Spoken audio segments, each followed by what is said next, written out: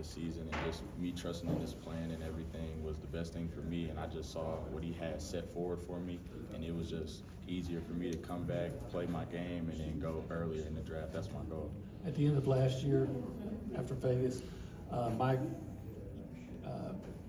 expressed his frustration with the secondary having trouble in zone defense and things like that. What have you seen since then through the spring and past? Have you seen anything that makes you feel like it's going to be different? Yeah, we bring a lot of key guys back, like Tyreek Chappelle. Him at that nickel spot plays a huge role with like a lot of zone coverages we run. So him coming back, and then just us learning the defense more and being more in tune in it this year. Like we got a lot of veteran guys that know the defense more. The communication on the back end is going to be more clear. So that's going to pick up for all the zone mistakes we had last year. Well, can you talk about the new pieces that they've added to upgrade the defensive backs? Yeah, of course. Like Jordan Shaw, Julian Humphrey, those guys have been real outstanding guys during the offseason, during spring ball and all that stuff. Julian Humphrey and Shaw really picked up fast on the defense. They're really playing at really a high speed. Like we're doing everything we can to make sure those guys are comfortable in the defense and making sure they're just getting everything and treating them like family. So those two guys are really key players that we have. What does it mean to you to be invited and come here today? It means the world. I would never think I was going to come here, but Coach Elko thought I was the guy for it, and I appreciate him for it, so I'm going to do my best. Well, you get to go up and practice against Mario Craver and Casey Concepcion, two newcomers for this offense. What do they provide for, especially you guys defensively, to be able to prepare for some of the talent that you're going to go up against in the regular season? They really provide a lot of speed. Like me talking to Coach Elko during the offseason, I really told him, like, Mario's the guy we need to get. Like, he was probably the hardest receiver out and guarded in the SEC last year. I feel like he's really a top receiver in the league, so he's a real huge pickup. And then everybody know Casey. Casey's he's a go-to guy, you know what I'm saying? I feel like he can be that third down guy when we need it. So, like, he's a real top player that we have, and I'm glad they're on our team. Going against him.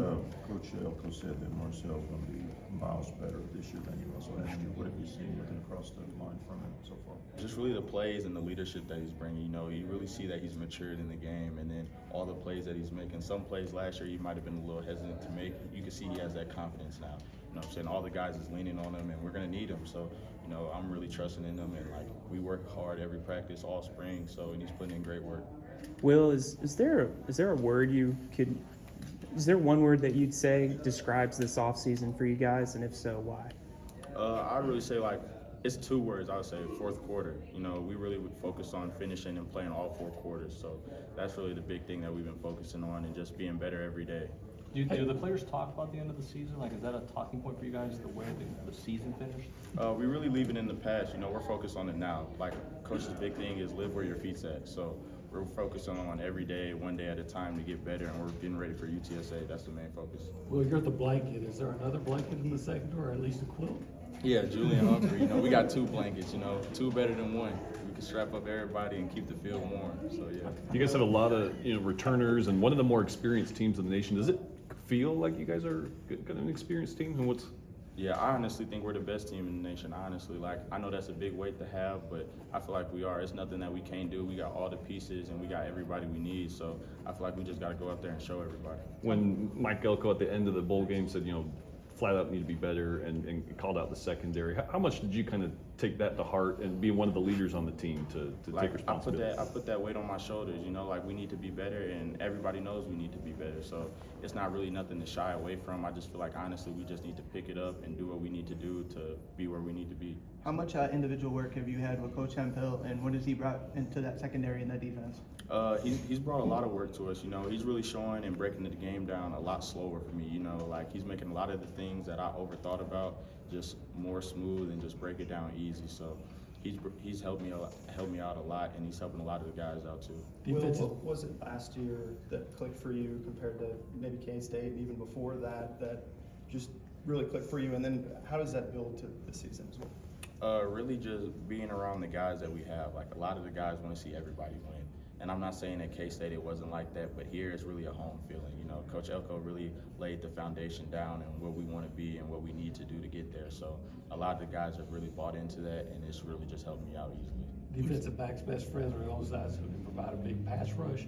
But we also are, 3 defensive linemen taken in the NFL draft. So are you concerned about that pass rush in front of you? I'm not concerned at all, honestly. Like, those guys that were behind those guys that left are top-tier rushers. You know, Cassius Howell, you still got Albert Regis, and then you got Rylan Kennedy. Those guys are really going to be key factors, and I feel like they're going to pick up where those guys left off.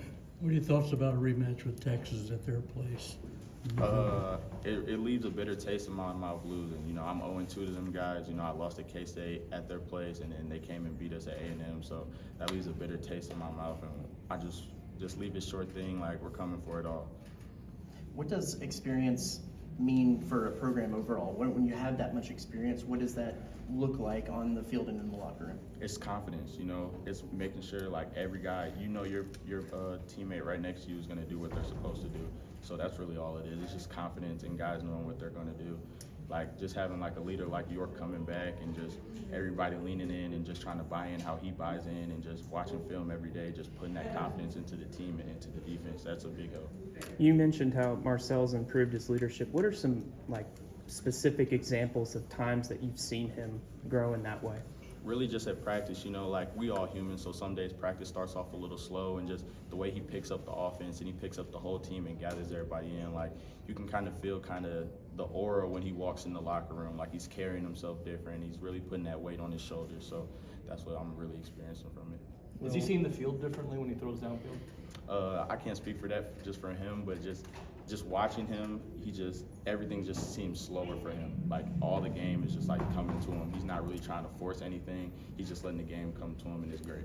Will, we learned that Scooby played pretty much all last year with the torn meniscus. Just how impressed were you with how he played despite all that, and what could he do being fully healthy now? I mean, he's a dog. I feel like, you know, he dominated with it, and then I feel like him being 100% healthy is going to be scary, you know. And Scoob's a guy that doesn't complain. He doesn't say much. He just goes out there and balls. So knowing him, he was hurting, and he wasn't having no facial expressions or anything, but he was just out there giving his best, you know. Thank you.